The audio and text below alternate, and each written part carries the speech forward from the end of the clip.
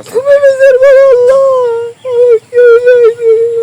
জামায়াতের ইউনিয়ন আমিরের প্রতি বিশ্বাস রেখেই নিজের কেনা জমি ব্যবহার করতে দিয়েছিলেন জামায়াতের আরেক ওয়ার্ড আমির আসিরউদ্দিন। তবে সময়ের সঙ্গে সেই বিশ্বাসই এখন পরিণত হয়েছে বিরোধে।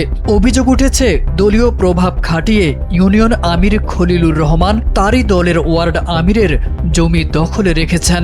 জানা যায় আসিরউদ্দিন কৃষি কাজ করে জমানো অর্থে দলিলের মাধ্যমে বাড়ির পাশের 7% জমি কিনেন। পরে রাজনৈতিক সহযোদ্ধা হিসেবে ইউনিয়ন জামায়াতের আমির খলিলুর রহমানকে জমিটি সাময়িক ব্যবহারের সুযোগ দেন। ভেজালের ভিড়ে খাঁটি ঘিয়ের নিশ্চয়তায় খাস ঘি হয়ে উঠুক আপনার পরিবারের সুস্বাস্থ্যের বিশ্বস্ত সঙ্গী। কিন্তু পরবর্তীতে জমি ফেরতে চাইলে তা আর বুঝে পাননি বলে অভিযোগ করেন আসিরউদ্দিন।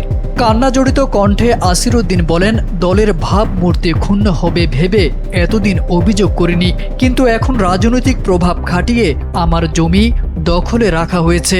আমি বলছি দীর্ঘদিন থাকি যে আমাদের ন্যায় প্রতিষ্ঠান ইনসাফের দল, আপনারা ন্যায় প্রতিষ্ঠান বিচারের ব্যবস্থা করে বেড়াবেন।